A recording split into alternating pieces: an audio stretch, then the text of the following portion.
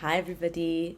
Before going into the video, Zine-Making as a radical method of qualitative research, I simply wanted to introduce myself. My name is Fiona Quadri, and together with Remy, we've collated this presentation together with the Interconnected Oppressions Global Racism Institute for Social Transformation at Cambridge University.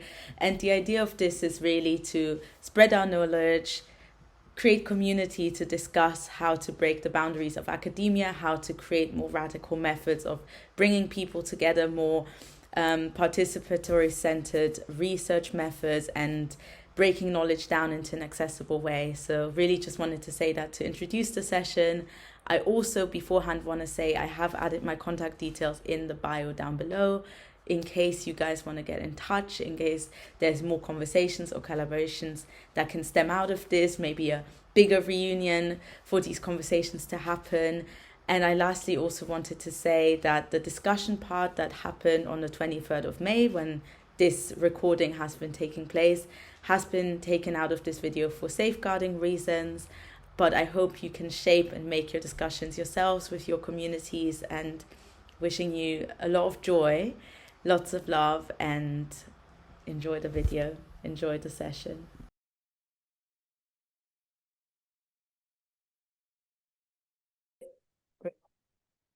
Yeah. Right. Oh, lovely. Okay.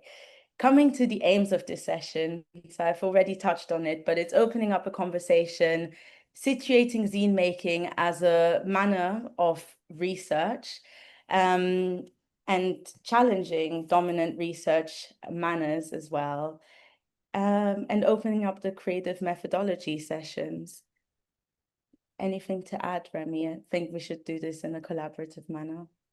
No, I think yeah, it's the idea was actually to just open up this space and to discuss about zine and research, I guess. Yeah, no, it's perfect. Lovely. All right.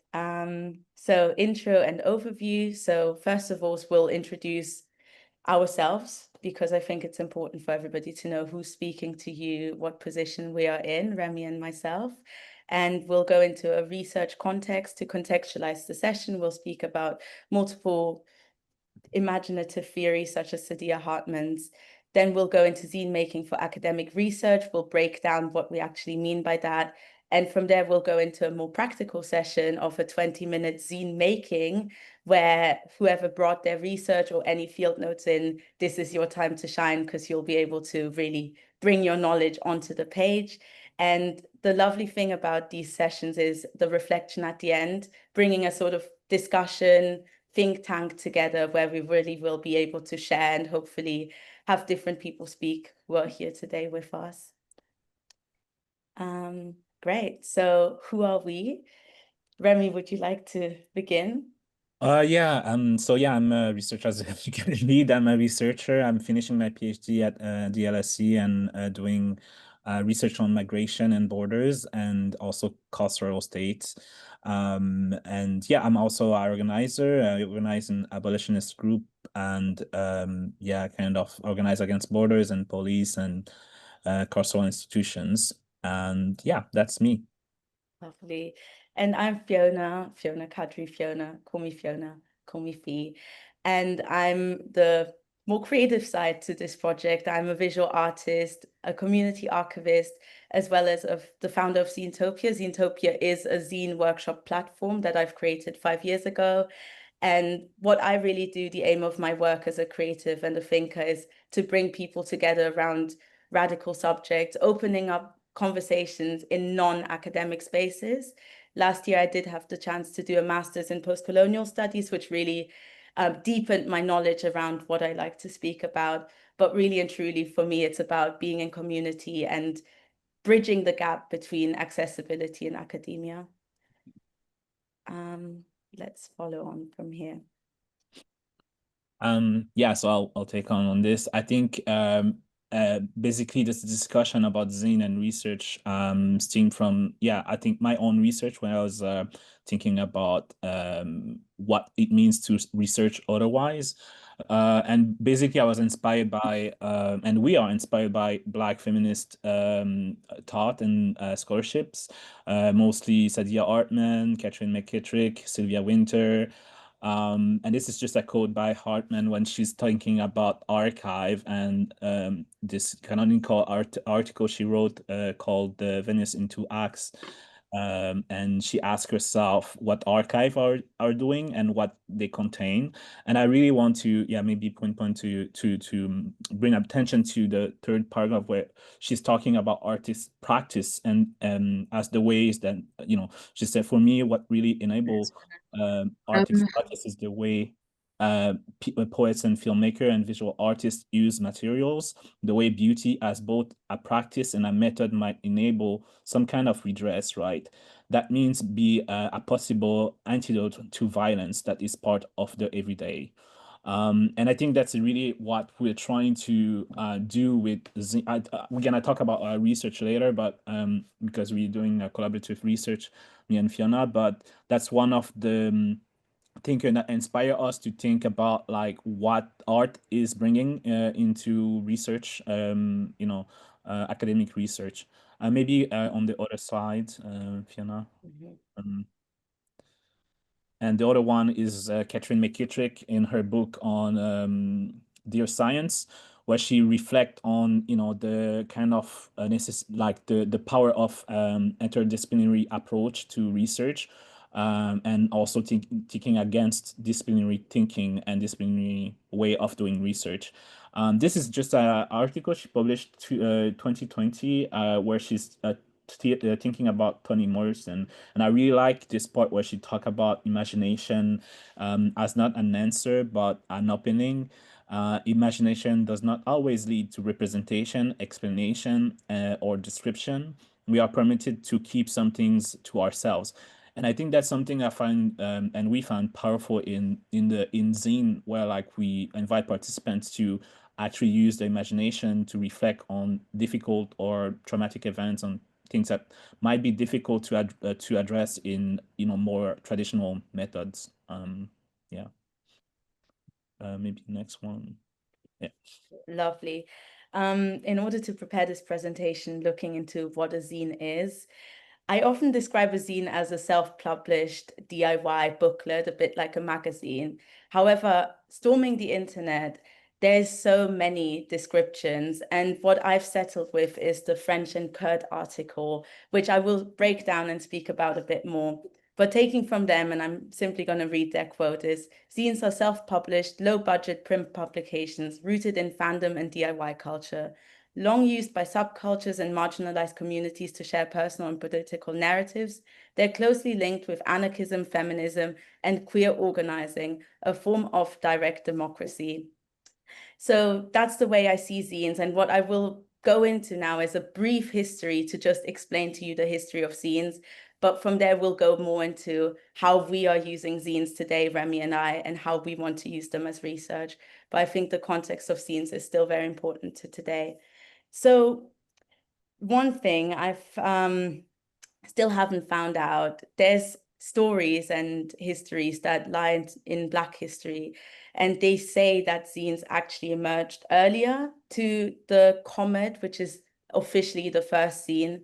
However, I haven't fully found that out yet, and I'm currently in discussion with the Black Archive, which I'm also going to link later on, to really find that out. But for now, this is the story I have, which is 1930. This is the first official zine that was created. It's rooted in fandom, fanzines, which then also later was termed by Russ Chauvenet. Overall, the zine community, you really have to think this was pre-internet. How do you communicate with each other? How do you share your thoughts around things you read, things you are very passionate about? And that was really where it emerged. From there, there was queer zines already. So zines have always been on the margins, not just for the fan community, but also within queer history. So 1940s, Edith Aid, also known as Lisa Ben. Lisa Ben is really her bigger name. She's created the first queer zine. From there, we move on to the 70s. Overall, zines started emerging slowly, but the 70s really got that boom because that's when the photocopy machines, the copy shops were brought into public. People had photocopiers in their workplaces. So it became so much easier to create printed outcomes for the general public. This is where especially the punk scene became quite big. You have big magazines, zines such as Slash, Sniffing Glue, and The Punk, which were shared in very anarchist ideas, forms. Things like tour infos, interviews were shared throughout these scenes. Moving on, there's also the Riot Girl movement, which a lot of you might know as the counter to the, well, within the punk scene, the feminist critique that has brought a lot of zines out, a lot of zines that can be found. I've linked some archives right here for you to have a look into. But still here at the Riot Girl zines, you can see that there's a big lack of diversity within the zine range. Very white feminist ideas that have been spread. And so to kind of end off this very brief history around zines, whilst zines have always been a very radical idea and always on the margins of society, they still, within the different genres, uphold patriarchal ideas. And so to kind of expand on this, and as I've mentioned the Black Zine Archive, with whom I got in touch with. They're based in Baltimore. They're really trying to look into Black publications and what zines maybe have been within the Black Panther movement and how these movements have spread throughout. There's also a lot on the internet around queer zines and how they've gone against the traditional ideas. So within zines, whilst being so radical, you always have to observe the categories that zines are put into. From there, what I want to really take from this, as I said, zines, the history of zines is a brief outline in this lecture, but what I really want to hold on to is the fact that zines are made from people for people, a lot of times rooted in communities. They become an archive of unarchived stories, of stories that are stories of the everyday. There's zines about food, there's zines about music, there's zines about what I did today, very personal zines, more like diary entry zines. And all of this is made in a process of love and collaboration. And this is what inspires me about zines. I love reading zines, but what I love more is the creation around zines, how zines are made and why zines are made. And this leads us to zines as an academic form of research. Yeah. Oh, there's a typo. Sorry. Yeah, so basically, as we've been discussing, I think there's multiple use for zine, and in the I think the last few decades, there's more and more researchers that are turning into zine making or using zine as a method, research method. Maybe going on the next slide, Fiona, please. So basically there's around two, I think, but we think that two type of use. The one is to collect data, so to collect stories, knowledge, in, decolonial or participatory way, which involve creating zine with participants. And that's one of the use that we think that is interesting. And the other one that I find also interesting, we find interesting, is the way to visualize or communicate your findings or what you brought from field work. So here it's mostly qualitative research. I don't think I've seen any kind of quantitative researcher using zine, but it could also be possible in some way. Do you want to add something, Fiona, on this? No, I think you've broken this down very well. Yeah. I can just say yes, yes. But I can go on to the next slide. Yeah. Yeah. So the first one, as we said, the collecting stories and knowledge in a decolonial participatory way is the way that I'm most familiar with. To root this into an academic reading, as I mentioned before, Cute French and Emery Kurt wrote an article, a research article in 2022 called Zining as Artful Method, Facilitating Zines as Participatory Action Research within Art Museums. Both of them are also artistic facilitators, I have to say. So very aligned with how I use zine workshops as well. And how they do it is very much the idea of breaking down the knowledge. So having a sort of prompt at the beginning, and having different participants create outcomes creatively to respond to this prompt through zines. And the idea that they then break down within the article is that zines don't only fulfill the creative, the aesthetic aspect of creating something beautiful, but also doing it together, having a dialogue, bringing a group together and speaking about something whilst making something in form of a zine. Having a counter narrative, everybody individually gets to tell their story within a zine. And then also the plurality, having so many different answers to the same prompt within the different zines. So that's really what they speak about, the community approach to things and the non-hierarchical method used. Moving on from here, this is the example that I'm bringing, and why I'm here today is that, as I've mentioned before, I've been hosting zine workshops for the last 5 years. A reason why I use zines is because they're extremely accessible, but they're still fun, they're creative, and they have different pages that you can explore within a workshop setting. So whether I'm using this for a real research group where I'm actually collecting data, or whether I'm using this more for the participants' well-being, where they get to explore a topic such as race or anxiety or queerness in their own format, zines really allow people to have their own voice. So Remy, do you want to add anything to this? No, that's perfect. But I mean, I think one of the things I find interesting is, yeah, the space that you're able to create, I think, with people, which I think it's even in like more in academic setting, it's quite difficult to kind of create this kind of safe space, or like that people feel at least at ease. And I think the fact of coming together, I mean, maybe you can correct me if I'm wrong, but coming together and creating something is totally different than inviting people to extract something from them. And yeah, that's the only thing I would add. That's excellent. Yeah, so this is a project we're trying to yeah, to do together. Uh, so basically it's a research on the race riots. And as I was saying, I think we're trying to do Zine workshops in various city or town communities that have been affected by the race riots last year. For those who are not from the UK, because I think there's a lot of people who are not from the UK, last year there was a far right kind of riots that sparked in a lot of town in England, following kind of fake news. And I'm not gonna go in details, but one of the thing is that it created a sense of like yeah, I think fear and anxiety among racialized people who are seen as immigrants in this country.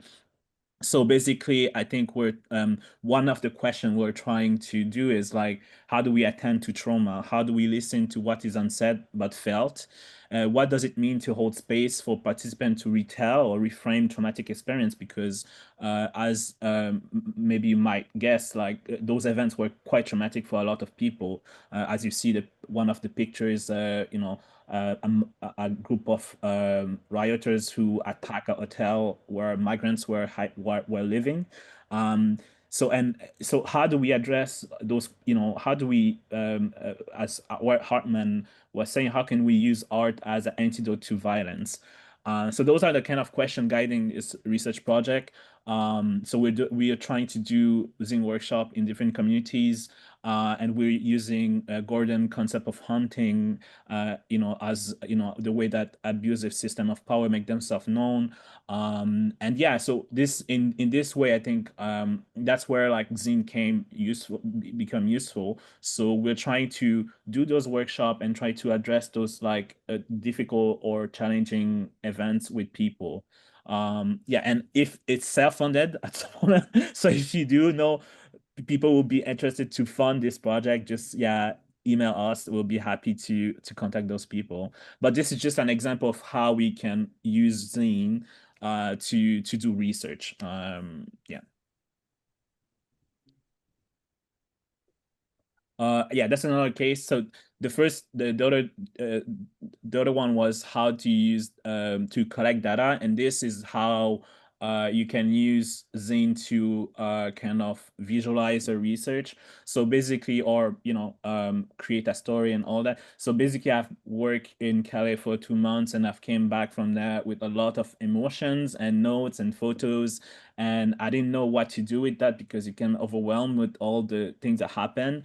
And I was, asking myself what to do with the leftovers of field notes, what matters, what doesn't, what is the story I'm trying to tell, because at the end of the day, the kind of like research we're doing is storytelling in a way, So I was interested to how to, yeah, create a story. So I printed all my field notes and some photos, and through cut and paste, I can to organize creatively the story I was trying to say. I mean, I have a picture. I will show it after, but yeah, it's a document. It's a mini zine, and I use the pictures and I use the field notes to kind of like reflect on what happened and what I'm trying to say. But also, I think sometimes we do have leftovers of field notes that those are like notes that you don't use in your research, for example, in your paper or in your thesis, for example. So you can use that to to create a zine, I feel. So that's a way for me, I find, to kind of reflect on the and on the field work, and also to kind of visualize my research and give a story, create a story. So yeah. That's another example. So Ash Waston, who's a sociologist in Australia, she has this project called Sophie Zine. So basically, she published every month, I think, sociological um, uh, uh, short stories that are published in form of zines. And basically, sociological fiction, I'm not going to go in details, but it's you can use ethnographic field notes to write short stories. And then she published it in the form of virtual zines. So it's not actually printed zines, but it still used the cut and paste method of zine to kind of visualize those stories. So yeah, I invite you to visit her website. It's really amazing, and some of the zines she created are really really nice and really refreshing. Also to read, ethnographic research in a visual way that is like more accessible, I feel, than an article. Yeah. So now we're coming to the zine making session of today's lesson session. What Rémy has just presented with his field notes, the idea is that we're gonna now together bring your field notes together and have 20 minutes to try and experiment with that. One important thing that I'm trying to underline in every session I give is that it's about creating a safe space, a space where everybody feels comfortable. And what this session is really about, why we're creating the zine, is to make your research more fluid in your heads. Maybe you're stuck with something, maybe you're questioning something that you're currently researching. And so we were thinking, especially as academics, going from the head to the physical making and the left side of the brain is what we're really trying to do today. So bringing your research into a physical format should help with that. And the idea of making something accessible and the storytelling aspect that a zine has within it, with the flicking of pages, is also how do you make your academic research as understandable as possible to an audience that might not be in academia. I think that's really the way how I approach zine making within the workshops. How do you translate your thoughts into a manner that's communicative? In order to do that, I will ask you to, I don't know who has received the list of materials that has been sent around and who hasn't. So the idea was that you bring a paper. It can be any paper. It can be an A4 paper. I have an A3 paper with me right here that I'm about to pick up. And then you shall have, if you have any scissors, glues, field notes, quotes, photographs, newspapers, articles, anything like this, I invite you to bring that with you to today's session. So maybe you have it in front of you, maybe it's somewhere scattered in your house. Feel free to get up and get that now. And also, if you don't have these things, sorry, just to interrupt. There was oh, someone asking if they have no field notes, and if they're not a researcher. that's so fine. I would say whoever isn't a researcher can do a zine about whatever they want. You could do a zine Yeah. about who you are or why you showed up today to the session, what really interests you about zine making. Because I think zines are a great way of reflecting. I do zines all the time in my spare time as well. If I have a bad day, I might do a zine and it helps me reflect about who I am and why I have a bad day today. I think it's also the beauty of zine making and being in community together is that a lot of times a zine ends up being something that you've discussed. So maybe there's been a word today that inspired you in this session, and then you decide to do a zine around that. The idea to do your zine around your academic research is really just a thought that might help some people who are in research, but really and truly, you can do it about anything you would like. I hope that responds to the question. And I also want to say, because for preparing the session, a lot of non-academics messaged me, and then as well as academics, and I thought this is really a space for everyone, and that's what we're trying to do, is to open up these spaces and not just have one type of person within a space. And it's really about learning from each other. So everybody's welcome here. Um, Remy, would you like to introduce the prompts? Yes, I mean, those prompts are mostly tailored research, but as Fiona was saying, you can think those questions differently based on what you're doing, what brought you here. Uh, but for researchers or people who are into research, the question, some of the prompts I wrote was, how do your research want to be seen? Because I guess zine are, a visual, our visual product at the end. So I think it's how to translate something that is mostly text-based into something that is visual. So think about image, or things that remember that, like, for example, one of the pictures I used was a picture from my trip in one of the migrant camp. The other question, what story do the fragment you carry begin to tell? So basically, as I said, like, if you have different field notes, I think it's to think about the overall story of, what is, going through the field notes and trying to think about what is the big story in all those field notes. I mean, of course, I think it takes more than 30 minutes to do all this thing, but just start to think about those questions, I think. And then after, I think the other prompt that I had was the question of feelings. And I think that's where, like, I feel Zine become really useful, is to visualize feelings, how you felt during the field work or with your participants, or how your participants felt during an event, or in the space that you created. So, thinking about feelings and visualizing your feelings can be a good way to do, yeah, a zine, I guess. And the last one is, who is telling the story here, who is listening.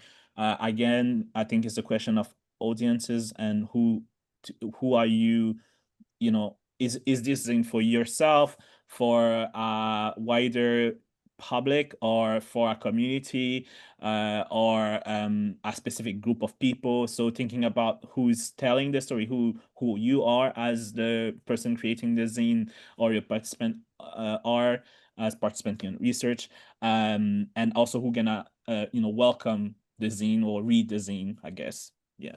So those are just prompts to, yeah, start working on this. Nice. I'm going to go to the next page, but we can always come back to the prompt page. What I want to briefly show you is how to fold a one-page zine.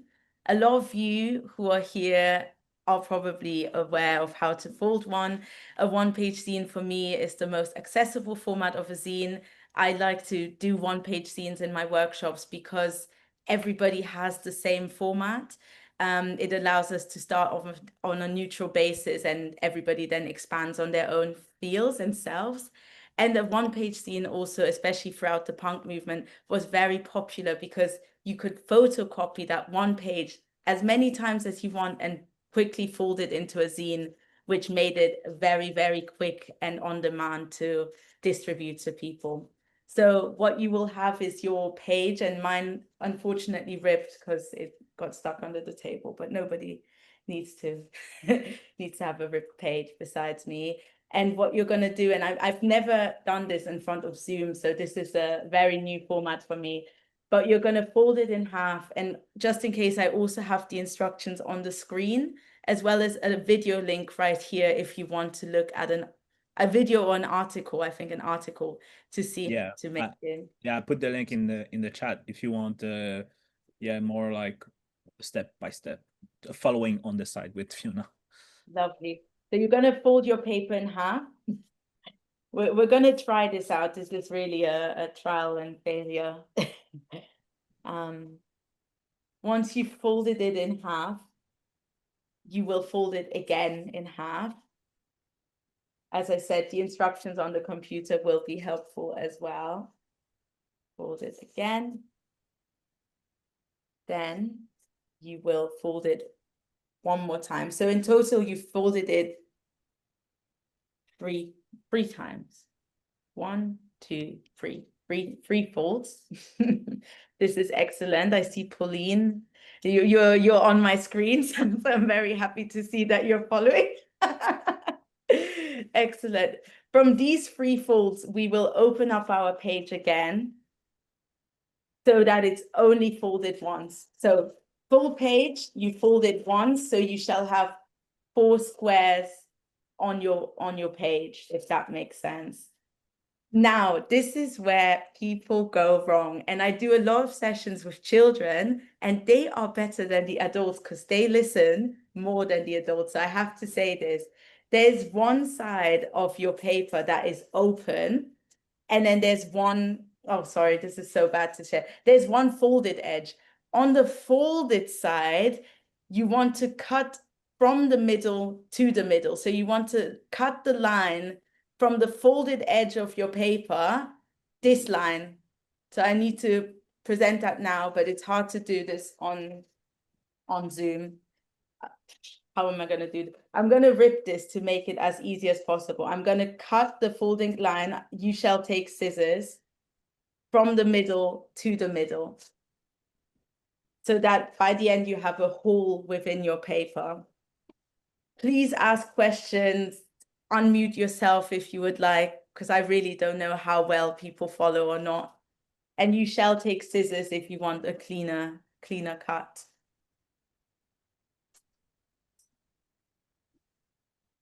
Quite funny. Yeah, maybe asking people, if everyone is the same.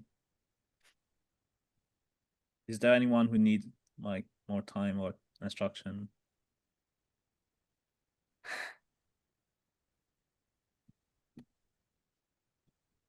Okay. Well. Shall I continue? I see, yes, I see some papers. Michelle, again, you are also on my screen. Hello. From there, you want to fold your paper in half, such as this. So the long half, not the short half. That is beautiful. And then you want to push. Oh, you can't really see this. How do I? Okay, here you can. Push your paper together. Yes. Pauline, I see you. You're doing great.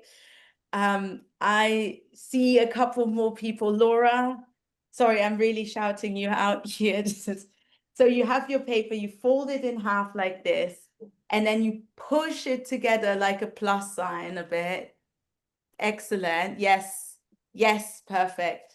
From there, lovely, lovely. Okay, Bex, you have your zine completed. I love to see.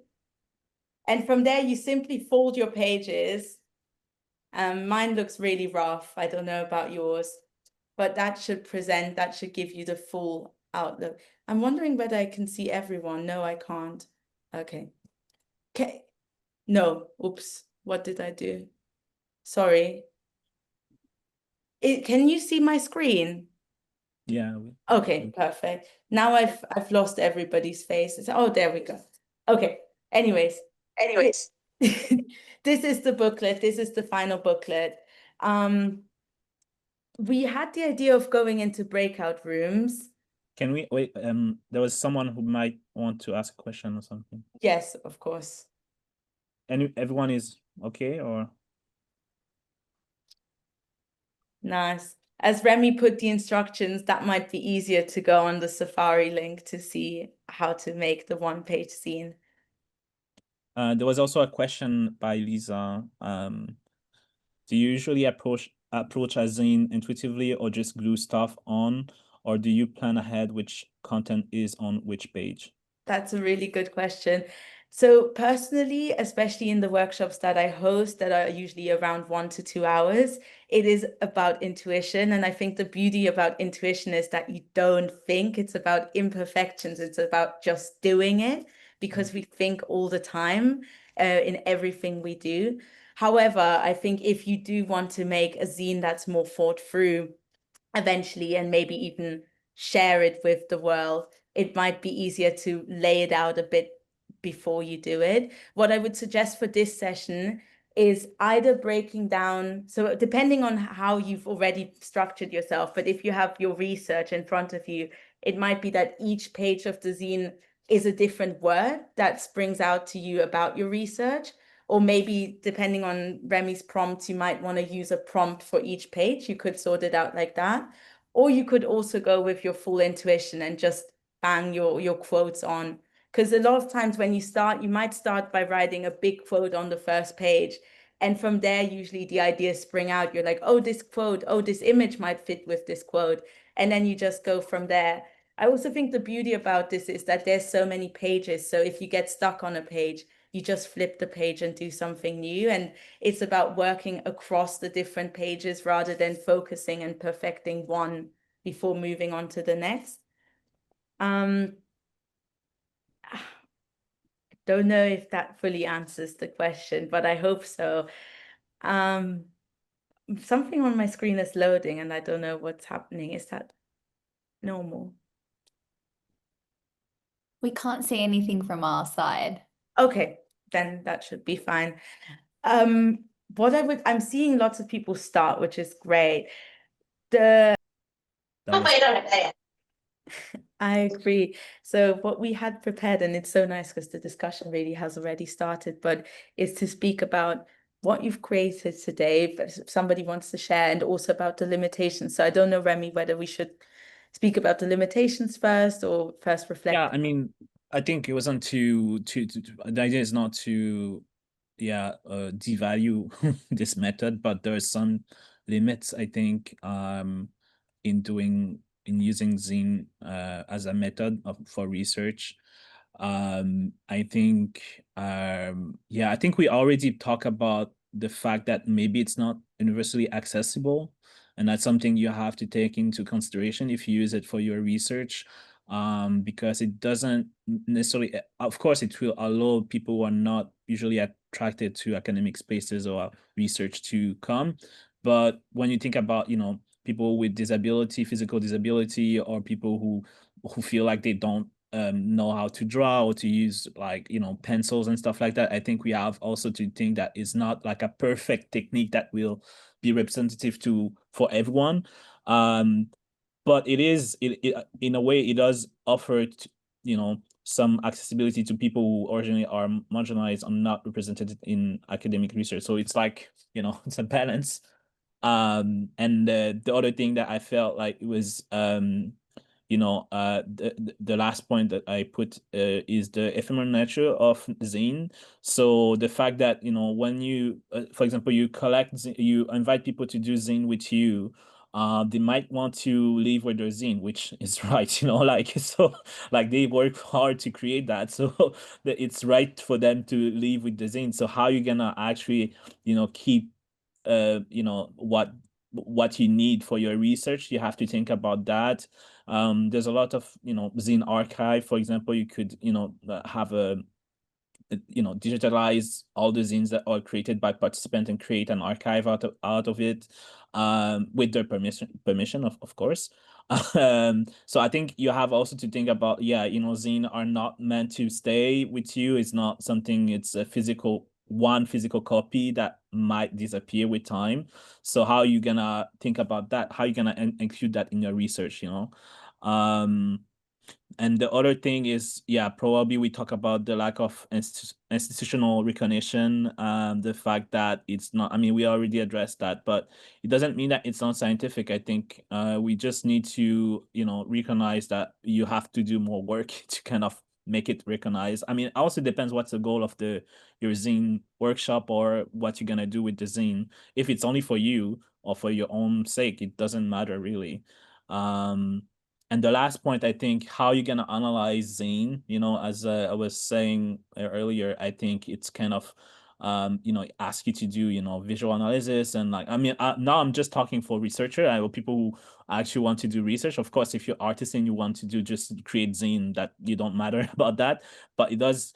It does, you have to think about how you can analyze the zine, what will be the process to analyze them, what you're gonna, how you're gonna, use it for your own research, basically. So those are like few of the limits that, kind of like, I want to, just discuss here. So it's not a perfect method, but it is one of like the tool you can use in your research. Basically, that's what I wanted to maybe some people, I mean, if you want to jump on like maybe things that you find difficult in doing, zine, because there's a lot of, knowledge in this room. So we also want to hear from you.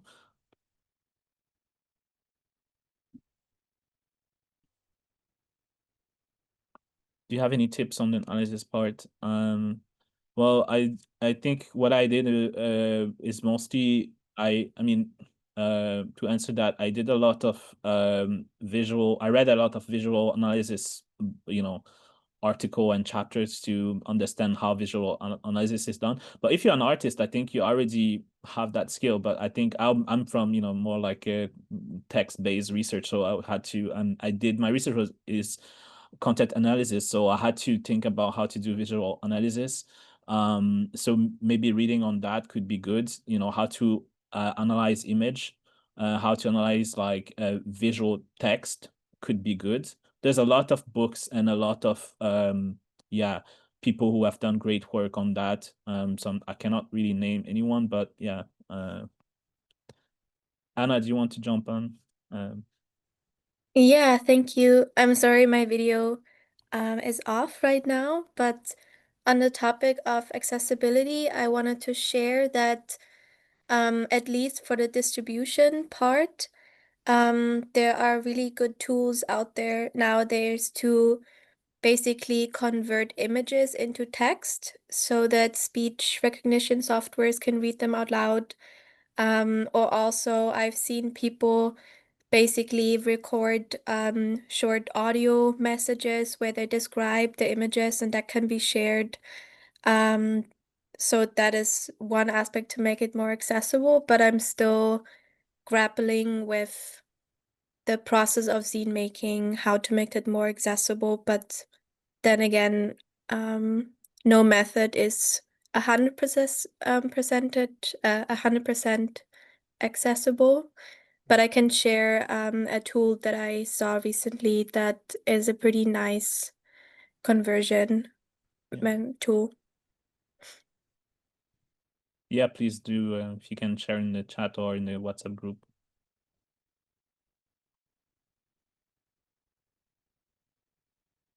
Fiona, do you want to add something, maybe based on your own work with, with groups and? Yeah, I think one thing for me that has been really helpful is, and I think somebody put it in the chat as well, but with the consent of the participants to record the discussion part at the end. Because as I said, the discussion, a lot of times when I have the visuals themselves with a couple of words, they are not as impactful as people really analyzing their works. And it's about, sometimes people have this image, but they have so much meaning behind this image, and for a viewer, it's just an image. So having these recordings is quite helpful. And I also, well, no, I don't have that much more. I think the reflection parts are for me the most amazing thing, because the zines are more of a vignette into the person's thoughts. Like it's kind of a guide, like I don't know, if when you pick a card, like it's something that helps stimulate deeper thoughts. I Yeah, was that's also such a good, sorry, it's really a good idea because yeah, I did some writing workshop before, and one of the thing is like I realized that when I arrive home, I was like, oh, I actually don't understand what people wanted to share. So I think actually having a discussion after with the people and that asking them to present their zine and say what they feel they wanted to share in with the zine is a good yeah, way to collect data, something from out of it. And also you can, if it's for research project, you can plan like interviews later on.